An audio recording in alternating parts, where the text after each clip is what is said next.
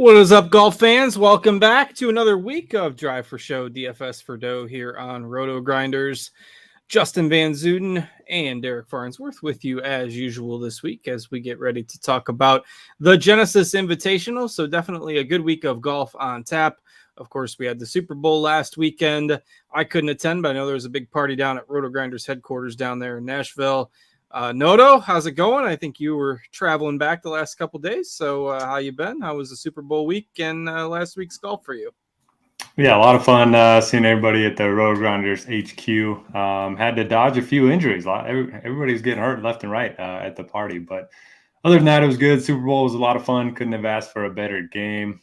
I bet on the Eagles, so didn't win that and didn't win any of my DFS lineups in the waste management. But yeah, great tournament. I didn't get to catch as much of it as I would have liked, but yeah, it was fun. What about you? Yeah, not the greatest week for me, but certainly a fun tournament. And, it's these tournaments that when we start to get stronger fields, tougher courses like we'll see this week, you'll start to see the cream rise to the top in these tournaments. So like last week we had Scheffler, Rahm was up there, Thomas was up there, not Spieth was up there. And you just had, all these guys that were kind of used to being at the top of the leaderboard. Nick Taylor was kind of thrown in there, a little bit of a surprise, but otherwise you had, guys peppering the top 10 that we're used to seeing in the top 10 in these types of tournaments. And that's kind of what we're going to probably see for the most part this week as well on a tougher course. Of course, we'll get to that in just a bit, but star-studded tournament with guys at the top of the leaderboard that, are going to drive getting some ratings there. Of course, there were some weather delays the first couple of days, but with the frost the first day before they could get going, but still were able to finish there on time before the game on Sunday. So always a fun tournament and kind of kicks off a stretch here of a couple of months where, we've got pretty good tournaments at least every other week going forward. Yeah, it's going to be a lot of fun. The next few months is just going to be star-studded event after star-studded event, and this is one of them, and Tiger's back. So it's going to be a good week.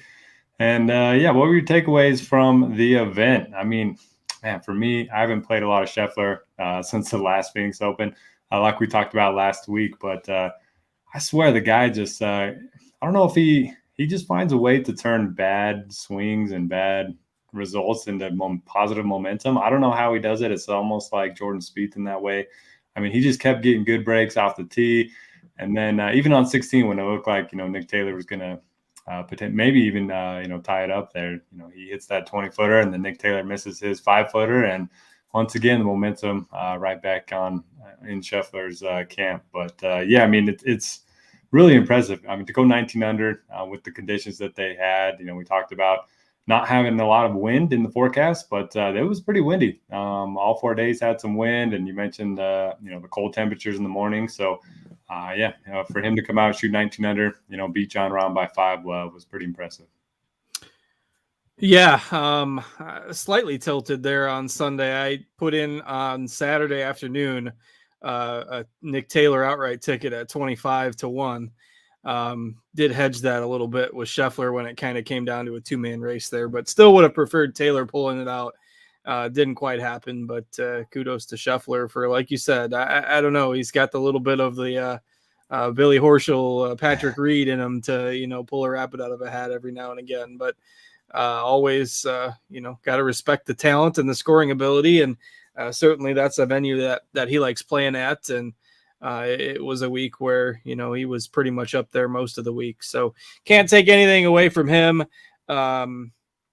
As far as guys outside the leaderboard, I think Hatton was a guy that was outside the top 5, at least. I think Hatton finished tied for 6th, but he was up near the top in tee to green play, gained almost 9 strokes, I think. So he's a guy that I've got on my radar going forward. We saw a few, maybe not a ton of, again, I mentioned that it was a lot of high-end guys there that were in the mix on Sunday. So we didn't see a lot of big names kind of miss the cut last week. I was just kind of looking back through our snake draft here. Morikawa was one. Taylor Montgomery was one. But outside of that, I mean, there were lots of golfers that kind of at least made the cut that were on the high end last week. So, and as for the results of the snake draft game last week, Tug Rules took it down by a fairly comfortable margin. Our own DB730 came in second, and of course Dan Kramer third, profiting once again on the snake drafts. I was in the mix for the third cash spot there on Sunday, but didn't get it done. So DB730 hanging out the Team RG, getting some cash back there in last week's snake draft. But overall, fun tournament. That's always a good one. Nice one to watch on TV as well, with some dramatic holes there on the back nine. And that's pretty much it for takeaways for me, I think.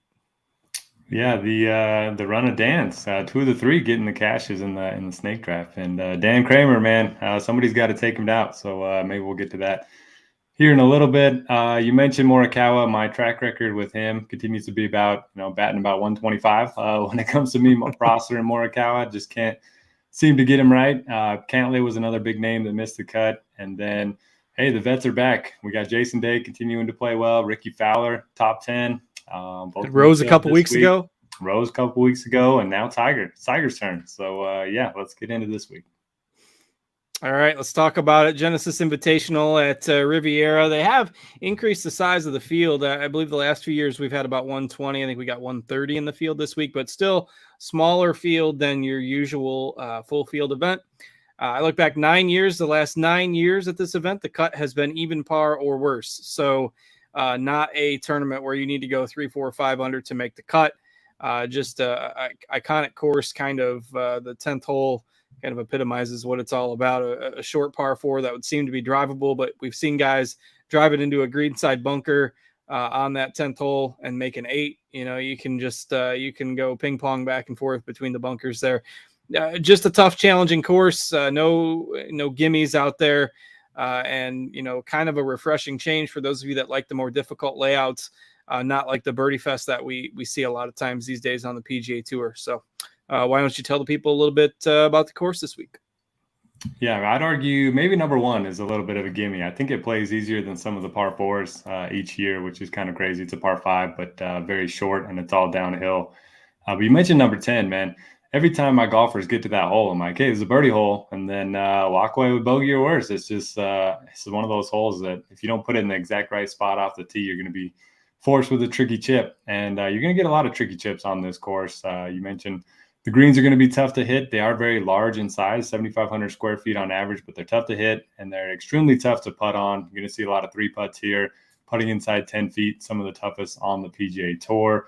The fairways here are pretty tough to hit as well. They're uneven, so even if you are a good driver of the ball, you're going to be missing some fairways. The rough isn't overly penal, so that's why you're going to see accurate or distance be a little bit more important than accuracy. But total driving, if you can, probably going to be preferred here. What else we got? Everything. Just be good at everything, and then be good at everything. That's and Poana putting if you can. I mean, you're going to miss a lot of short putts here. That's just how it goes. So I'm actually looking does that benefit the bad putters, or does that give a disadvantage to the bad putters? I'm not sure. We've had this debate quite a few times too. Yeah, I was looking at Jason Day's splits here. He's never gained strokes putting at this event. So I think I'm going to look at just pass putting at this event rather than just on any Poana greens, just because I think these ones are a little bit different than most. But yeah, I'm not sure if that benefits. I think it benefits polo putters. Where's Brant Snedeker when we need him? But yeah, other than that, all around game, West Coast experience, course history here, very predictive year in and year out. So it doesn't hurt to have some experience here. All right, let's dig in. We got a loaded field this week, and I still have last week's snake draft up on my screen. I got to get to a contest here so we can go through the field. But you've got most of the big names teeing it up this week.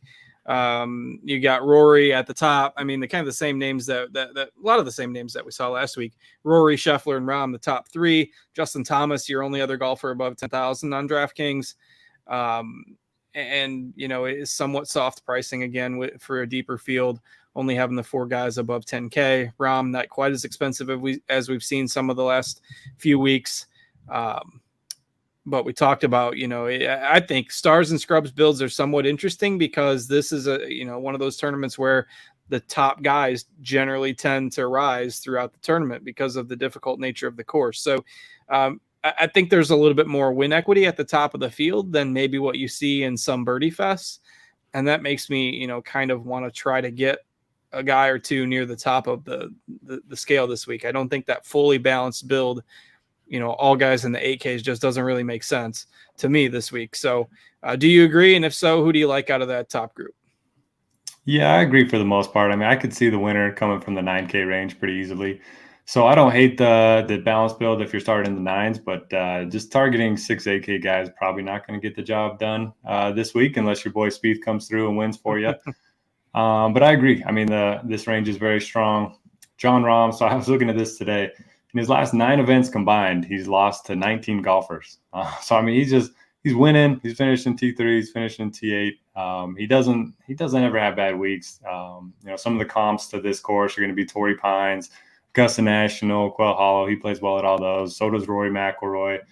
I kind of like this course a little bit more for Rory than last week's, just because I think it's better for him in terms of total driving and some of the comps and the course history as well. He doesn't play Phoenix very often. So I like Rory. I like Rahm.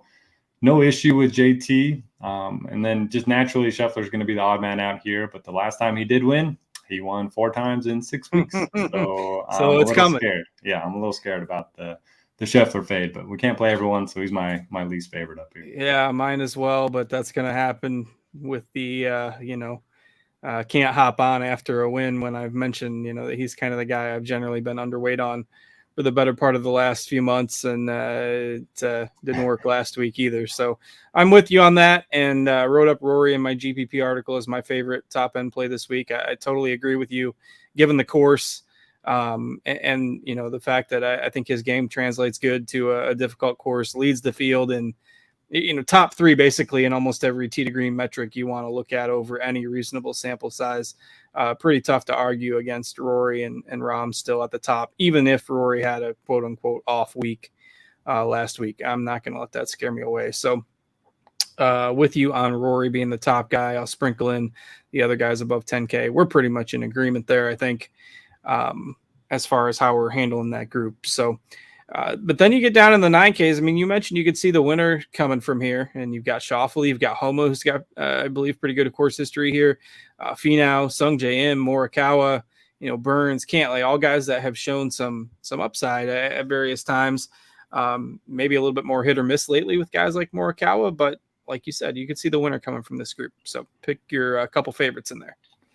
Yeah, I think I'm going to end up tagging Xander as a core play this week. He's just one of the more consistent golfers out there. He did withdraw earlier in the year, but other than that, he's been 3rd, 10th, and 13th. You look at his course history, 5 for 5, 5 top 25 is kind of what you expect from Xander. He's from California. If you want to play the West Coast angle, I don't mind that. You know, Homa just continues to play well. No issue with him. I didn't play a lot of him last week, but I'll probably get back on board this week. T39 wasn't too bad, wasn't too great. He's obviously won here before. Finau's had 2 second-place finishes here, always plays well on the West Coast. His numbers are just solid across the board right now. If he can have a good putting week, I think he's going to be in the mix. And then I am a glutton for punishment, so I want to like Morikawa. I really do. So I'm just going to keep playing him. I'm going to keep playing him until he has a good week. And if he misses the cuts the rest of the year, you'll know why. He just turns into being terrible.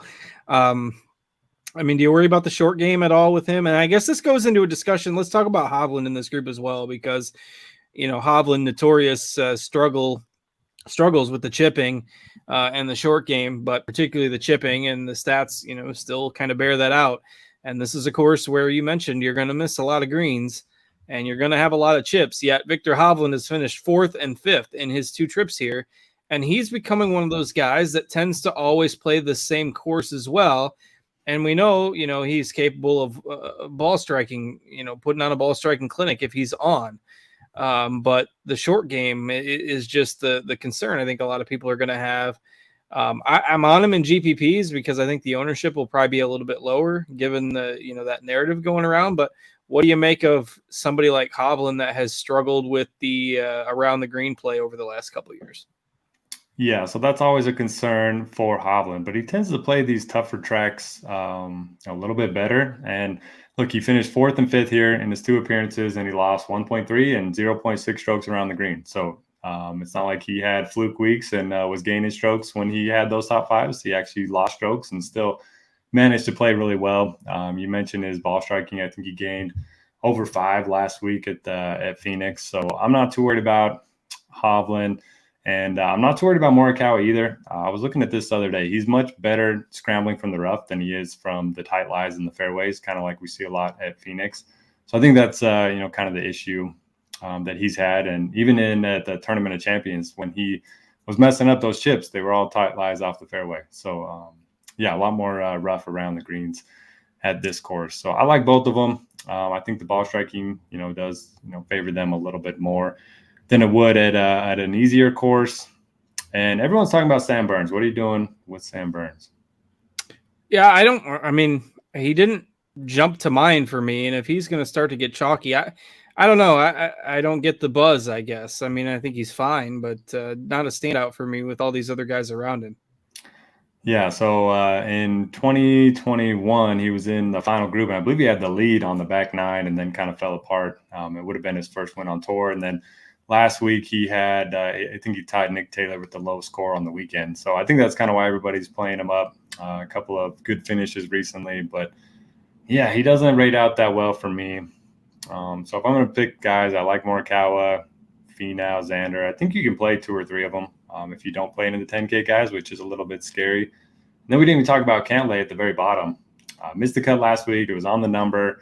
Typically forgive guys, when they're really close to those cuts, and we know he likes this course. So and he tends to play harder course as well too. At that salary, feels like a little bit of a discount for his talent. So I like him, over Burns, I think.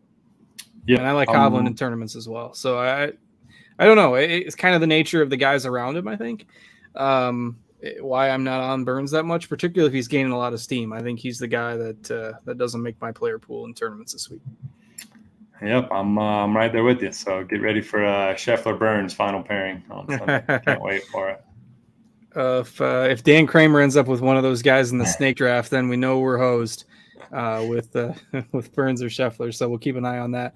And again, for those of you who are interested, last couple of weeks we've done a 12-man snake draft on DraftKings towards the end of the show. So we'll do that again here tonight, and a deep enough field this week where, maybe we I said that last week too, and it still ends up getting tight down there at the bottom, particularly with only 130 golfers in the field this week. So, but anyway, we'll do another one of those, maybe about 10 or 15 minutes here. We get towards the end of the show. We'll try to fill one of those up on DraftKings. So, okay. Anything else on that kind of 9K range-ish or right below it for you? Yeah, we didn't mention Sungjae. He doesn't have the good course history, and I think that's going to keep everybody off of him this week. But, he seems to play well everywhere, coming off of a bunch of good finishes this year. So I might look his way in tournaments. Yeah, interesting name. And did you mention Homa too? I don't think we talked about him too much. Yeah, I just mentioned, he loves this place, and I was okay with his finish last week after coming off the win at Farmers. All right. Another guy with a pretty good course history. So good options in here to kind of mix and match in your lineups. And again, I think getting a couple guys from this group and up, definitely important with a lot of win equity up there this week. Talked about Hovland. Then, below that, we get an interesting mix of guys that have been, Matsuyama, very hit or miss. Fitzpatrick, a little banged up. Spieth, very hit or miss. Zalatoris, not good as a chalk option his last time out. Cameron Young made the cut last week, but basically finished dead last of everybody that made the cut. So there is a bit of a drop off. You got Tom Kim in here as well, and Day, and they've been playing well. But your thoughts on this kind of 8K group? Yeah, it's a group of guys that you could see play well. You could see missing the cut. Brian brings up a good point. He says, "Are you saying Spieth is going to have the same amount of 3 putts or even more on these greens that are difficult to putt on?" And hey, maybe if it's the same and everyone else has more 3 putts, that's going to be good for Spieth. I think he gained 8 strokes on approach. He doesn't have the best track record here, but he doesn't have a terrible track record. When he was at his prime or whatever you want to call it, didn't have the best results here. But I don't mind getting back on Spieth this week. Don't love that he's going to be popular, it looks like. We talked about Hovland being a good play. Last week we were kind of both off Cam Young. That was one of our good calls of the week, I guess. And for me, it was just the travel from Saudi back to Phoenix. So I'll hop back on Cam Young this week. He always tends to play well on difficult tracks. And nobody seems to want to play Zalatoris. I mean, he missed one cut. I get it. And he had to change his swing a little bit because of his back. But, man, this guy loves difficult courses. He's played well here in the past. I'm on board for sure. Yeah, I put him in my GPP article. He's my favorite tournament play of that group at 8,700. I think his ownership might come up a little bit, but I know we've got it in the single digits right now. So he's my pick. I like the young call as well. You could see last week, maybe it was a little bit of fatigue come the weekend, and then he was kind of out of the mix, so I don't want to say packed it in, but, just had a nice leisurely stroll around the course there on Sunday to finish off his tournament. But probably my second choice there was Zalatoris being my first, and then not a whole lot of other exposure until we get down to Hatton, which it worries me to plant my flag on Hatton because he's explosion waiting to happen when he's on the golf course, particularly on a difficult course where sometimes you might get a bad break and you might hit a good shot that still ends up in a bad spot. And when that happens to Hatton, he tends to not care for it and, throw a tantrum on the course. But and I believe he's only played here once and missed the cut, if I remember right. I don't have that in front of me right now, but I think that might keep some people off of him. But really difficult to ignore those ball striking numbers last week. He hasn't missed a cut in quite a while. He was 7th in Abu Dhabi in January, 6th last week, with 20 birdies. And at 8,100, again, worries me to flag plant with Hatton, but he's probably my favorite point per dollar play of, maybe the whole 8-9K range. So there's my guy in the lower part of the range. Who you liking to round out the 8Ks? Well, the model agrees with you. It loves Hatton this week. Even with course history bumped up for me, it still likes Hatton quite a bit. I do share those same concerns. I mean, you could see him, hitting an 8 on number 10 after just messing up his chips back. Hitting an 8 and tossing his wedge into the, I guess not throwing in any water here, but throwing it into the woods or something, or snapping it in half. I don't know. It just worries me, but yeah, I like it. Right there with you. Rates out well for me. I don't mind a low on Hideki here. He's a guy that when he's on, one of the better iron players in the world. He's got a couple top 10s here. And recently it's been all of his short game that's been saving him. So if he gets the ball striking back and the short game stays, I think that could be interesting. I mentioned Jason Day, never been able to gain any strokes putting at this event. I don't know what to make of that. I want to play Jason Day, but this might be the first week that I'm off of him in quite some time. I'll hop back on the next time he tees it up. And then I want to play Fitzpatrick too, but he's lost strokes on approach in 6 straight events, and that just doesn't seem great. If you're going to have a lot of long irons on this course too. We know the short game's good, and we talked about his neck injury or whatever. But maybe that's affecting those clubs specifically. The approach play and stuff. Yeah, hard to say, but yeah, until he shows some life with that, I think it makes prudent sense to take a wait and see approach with Fitzpatrick, particularly in a deep field, in a tournament where there's options aplenty for us to target at all the price ranges here that we've gone through so far. So I am out on Fitzpatrick as well.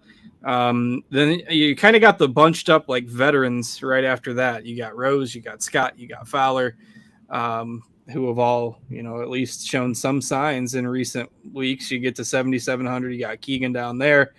Even into the middle part of the 7Ks, Harmon, Connors, Montgomery, Mitchell, Hadwin, like Lowry. These are all guys that were used to being a little bit more expensive at this point in time. So why don't we talk about this higher end of the 7K range, and then we can try to maybe get our snake draft set up.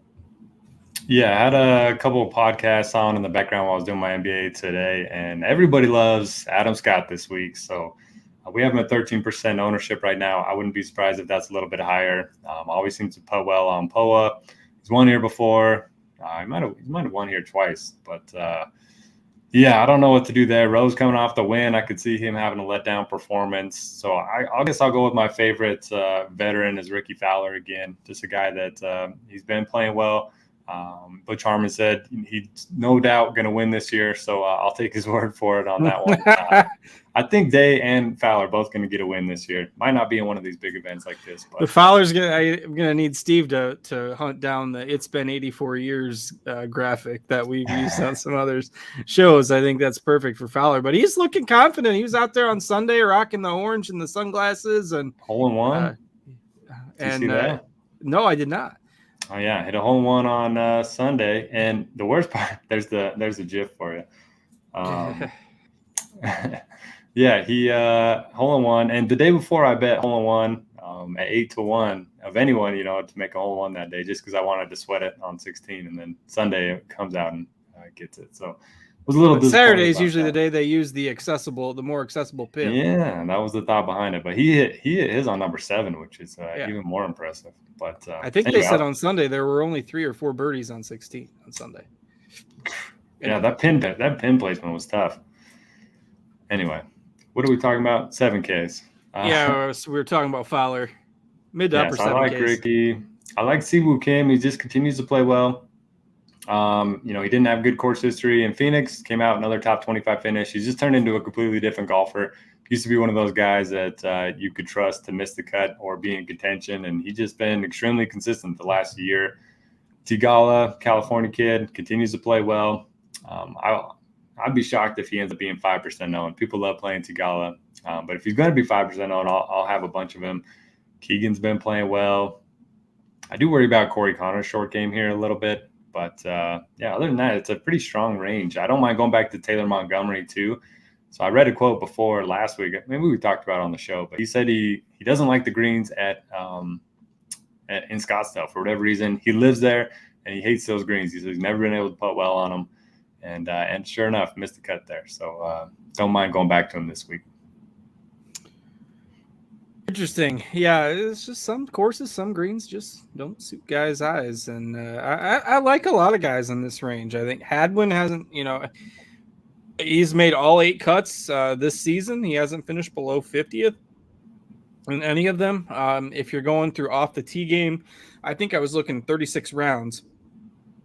Last 36 rounds off the tee, Keith Mitchell is second in this field behind only Rory.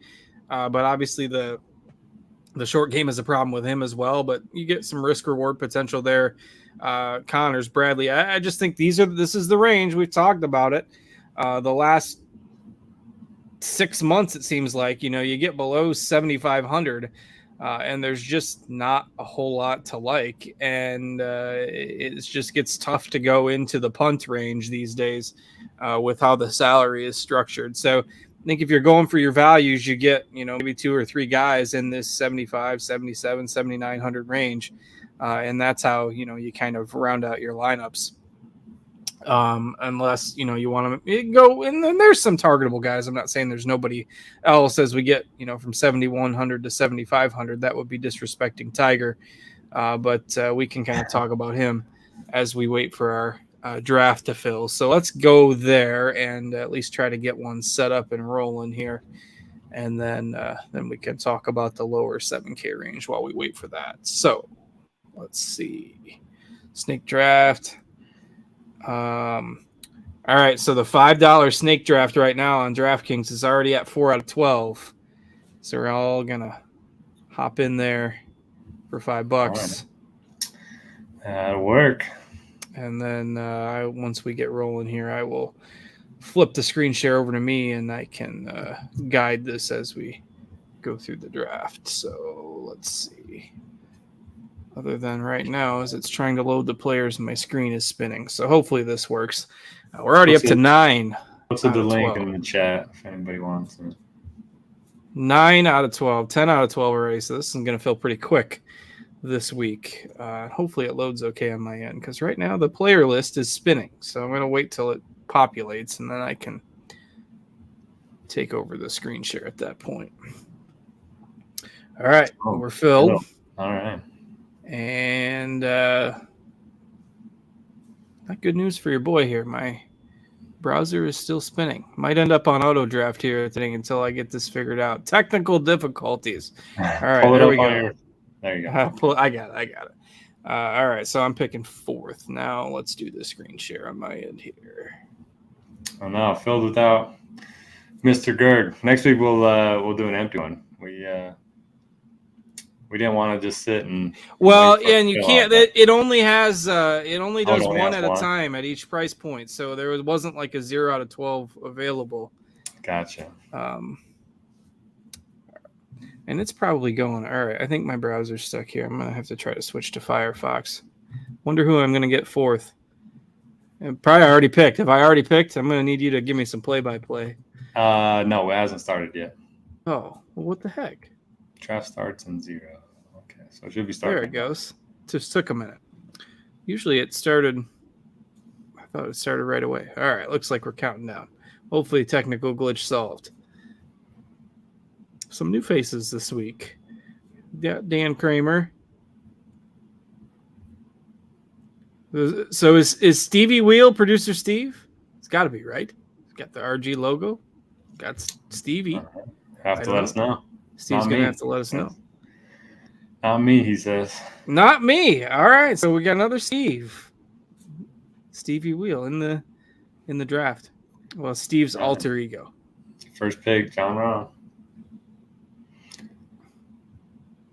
Noto's got like you picking around the back almost every week so far? I don't know. I can't remember what happened a week ago. You know me. I forgot the time on one of our shows that one time. All right, Scheffler goes number 2.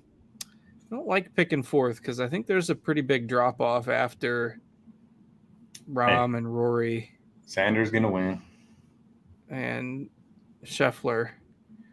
So I want Rory, but I'd imagine the person picking third is probably going to take Rory. And then I'm just going to be out of luck here. So, yeah, what are your thoughts on Tiger? Think he makes the cut? I know we're not playing him. No, I don't know. I think that's ambitious, but you're the Tiger fan and I'm the Tiger neutral. I wonder if we got odds on that. Yeah, DraftKings boosted it to plus 200. Plus 200 to make the cut? Uh-huh. And it's plus 150 without the boost.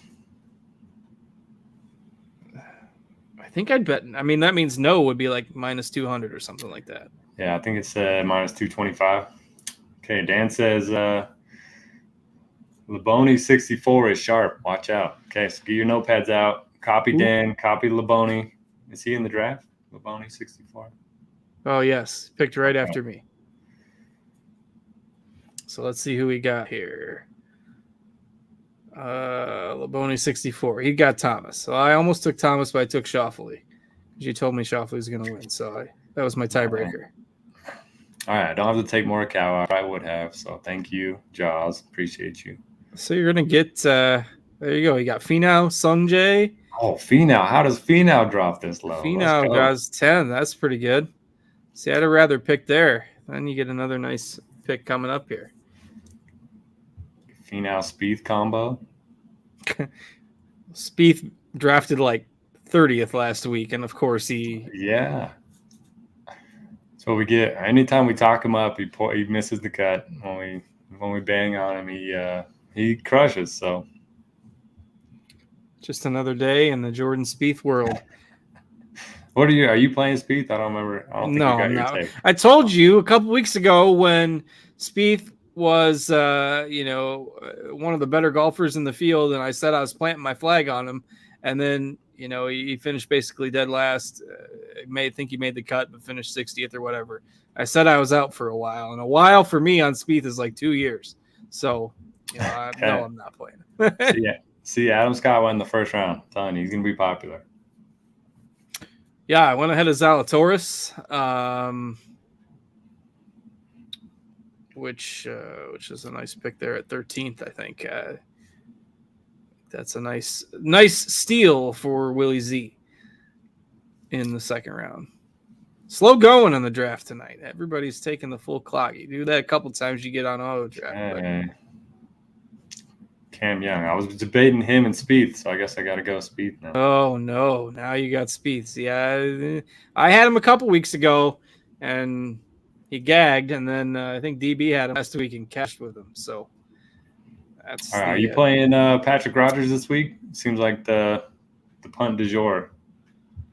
just because there's not a lot there. I mean, I don't know. He's been so hit or miss. He worries me on this course too. I'll kind of scroll down to that range here after I make my pick and a couple of picks. For whatever reason, he loves this place. We can talk about. Well, I do not like the range that I picked at because now I'm stuck. We're almost down to like Tiger already. I think I gotta go with Tom Kim here. I think. All right, so we go to this kind of range, the lower end of the 7K range, right? We talked about Connors, Harmon, Mitchell. Fleetwood's a guy that hasn't really been playing all that well. I mean, he's way down there in price. Another pretty poor performance last week. Hit or miss out of guys like Horschel and Poston. And Rogers, who you mentioned, is kind of going to be the chalk, but there's just not a whole lot out here. Stallings has been playing fairly well. Like I think he's okay in the lower part of the 7K range, but I'll probably have some of him. But Hoagie, I think, is maybe a little bit underpriced as well. But who are some of the guys you like down in this 7K-ish or high 6K range? I really like Alex Noren at 7,300. Missed the cut on the number last week. It was his first event over here in a while. Prior to that, three top fives in a row and 4 for 4 here. So I like Noren quite a bit. Don't mind Fleetwood. Don't mind Patrick Rogers. Don't know what to do with Keith Mitchell. He'll probably be popular again. Yeah, I think we got him around 10%. I don't know. You got to play him in some GPPs. I would not play him in cash games at this course because it just feels like there's an 8 out there somewhere for him. Just got to try to dodge the 8. Maybe he's a good showdown guy. Play it if you're doing some of the single round contests, but a little too risky for Shane Lowry. Just, man, he's been bad, but 7,400's enticing. Yeah, him and Fleetwood. I don't know. Play them together. I like Tommy. He actually played pretty well last week. Missed a cut on the number. Decent ball striking. All right, Mr. Gerg likes Reavie as his pump play. Reavie loves this place. Like the worst course fit you could think of for Ches Reavie, but for whatever reason, plays well here. Oh, yeah, my pick here. All right, I'm still staring down at these 7K guys. Just because I like him this weekend, I don't think there's a whole lot of separation in this range. I'll roll Keith Mitchell there. I mean, I think you could interchange a lot of these guys. Montgomery, Hadwin, Connors, Fleetwood. Those are most of the guys that are going to go in this round. See, Hadwin went right after I picked. Dan, don't take T-Mont. All right. Dan takes Connors. Okay. Why, is that who you want? I want T-Mont, so 3 more to go. All right. Too bad Stevie Will's not producer Steve, or I'd tell him to take Montgomery right in front of you there. Joe's going to get Tiger auto-drafted to him. So even Homer Noto, there goes T-Mont. So there you go. Even Homer Noto's not going to take Tiger in the 3rd round? No, I did. I'm just getting my Tiger sweat through the cut bet. Hey, he's 2 for 3 in cuts made. All 3 at the majors last year. So I like his chances. Yeah, but that was before he broke again. No, he's been broke for a while. That was before he was more broke. What, the plantar fasciitis? I don't know. You just banged up. This is a flat course. We're good. He's just got to walk down the hill on 1 and up the hill on 18. That's it.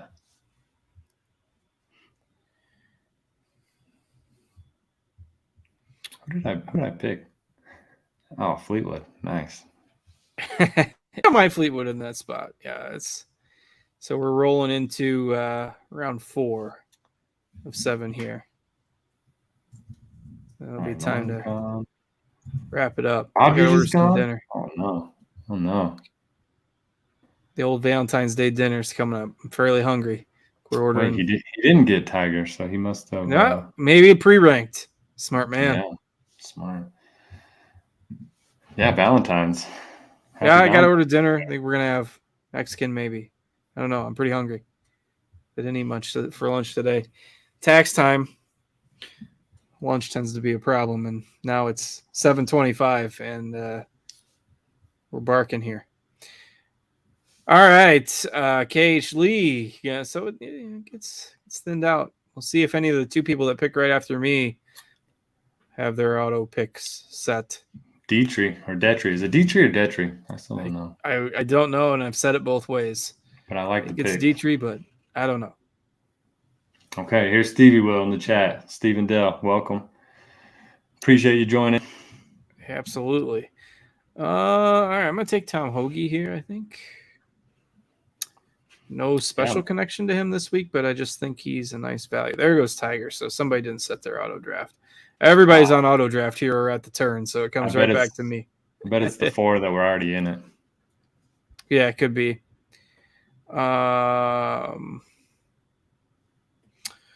Take Hayden Buckley. Buckley's another guy I kind of like as a value this week. Didn't play horribly last week.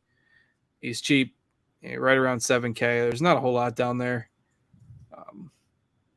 Anybody else that we haven't mentioned that we don't go into the 6Ks too much, but anybody else you haven't mentioned that you're targeting for DFS? Let me see.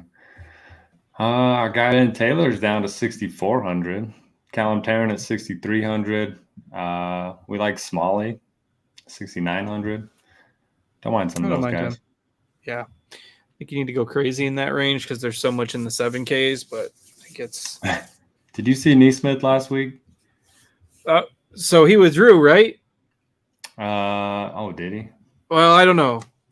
Maybe I got him backwards. I was thinking he went 8 over and then 4 under the next day. I don't know. Either way, he always has one bad stretch of holes. He always has one bad stretch. Buries him. All right, Smalley's there. Woodland, Herbert. Cam Davis, we haven't seen him for a little bit. Yeah, I don't mind him. Molinari's a member here, for those of you that want a super punt. Pulling up. Oh, it was McNeely that withdrew. I get McNeely and Neesmith mixed up all the time. All the time. Why? I don't know.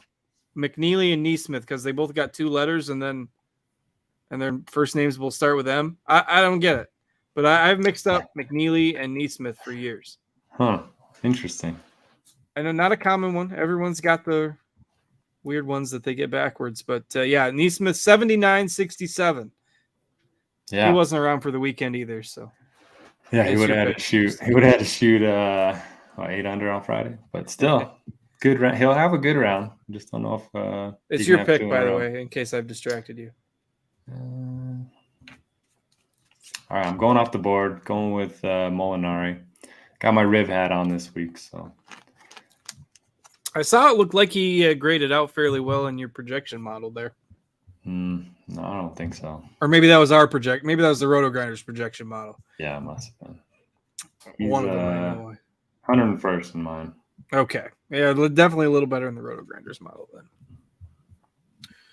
Oh, Brendan I'm just making I didn't see that one.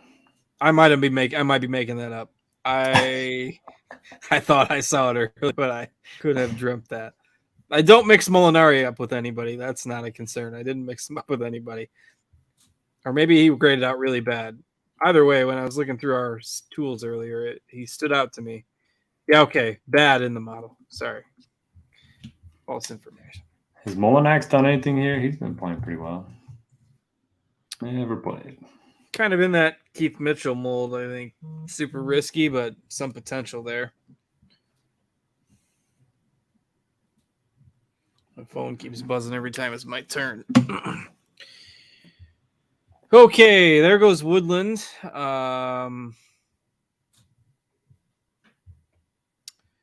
Oof. My pick next, so we shall see. Well, we might be in trouble again this week. Dan Kramer's got Sam Burns and Corey Connors, who we didn't love. So I have to do a 180 on those two. All right, I'll take the aforementioned Cam David we haven't seen in a while. Don't mind him as kind of a last piece. And then we got one more pick that'll zoom right around here with all of the... Oh, somebody got stuck with Brennan Steele, who's not playing, so sorry for their luck.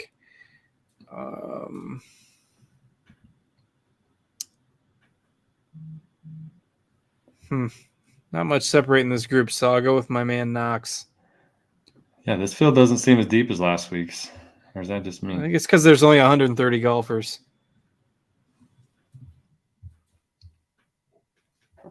Seb Straka, we haven't seen him. He's been, I think he's trying to get on the Ryder Cup team. He's been playing a bunch in Europe. All right, I got to make sure that that's accurate. I don't want to give any more false information, but is Steele definitely out? DraftKings had him labeled as the out.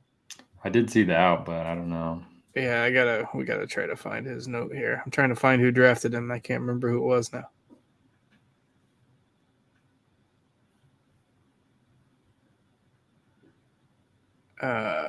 Steele, where are you? I've probably missed him. Definitely missed him. There he is. Yeah, he withdrew today at like an hour ago. So Steele is out. And we got a note on Davis Riley. He is out as well. That was yesterday, though. So no Riley, no Steele. Make sure you don't roster them in your DFS contest.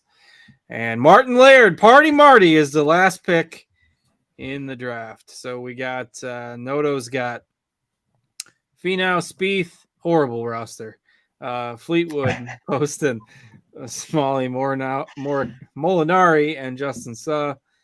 I need some help. I need some help this week with that squad. Yeah, it's because of Spieth. Just makes it look so much worse. I've got Schauffele, Tom Kim, Keith Mitchell, Tom Hoagie, Buckley, Cam Davis, and Knox. And, of course, Dan Kramer with the likely winning roster of Homa, Burns, Connors, Dietrich, Maronk, Herbert, and Taryn. Going with a lot of foreign, a lot of non-U.S. guys there. At the Maronk, I like that call a lot. Yeah, we just see him a lot here. He's played on the overseas, basically most of his tournaments, but you can see on the DP World Tour, 10th, 4th, a few of his last events here. So potentially interesting kind of value play there. Otherwise, I think we have pretty much gone through most of the rosterable players this week, and we can go ahead and get out of here. Again, I got to order dinner. So, Noto, anything else? Happy Valentine's, everybody. Single Noto doesn't have to worry about that. So that's one nice perk of being single. But good luck this week. I'll have all my stuff up here tonight probably. So, yeah, good luck. Let me know if you have any questions. And, yeah, get ready for the 20-man snake draft next week. Oh, man, that would take a while. We just have to do a whole show with just the snake draft. But they're fun as usual. We'll see who comes out on top. And best of luck to all of you. Thanks to Steve for producing behind the scenes for us as well. I am Justin. Thanks to Noto for joining me. Thanks to all of you who joined in on our snake draft. Leave a thumbs up on the video. Subscribe to the RotoGrinders YouTube channel if you can. We appreciate that very much. And you'll be able to know whenever we go live. So we'll be back here next week. TBD whether we'll be on Monday or Tuesday next week. Kind of flexible depending on schedule. So we'll check back in next week. I believe the NBA next week is on All-Star break as well. So we'll probably be able to name our time and hope you all will tune in. So for Noto, for Steve, I'm Justin. Have a great week, everybody. We'll take care and see you later.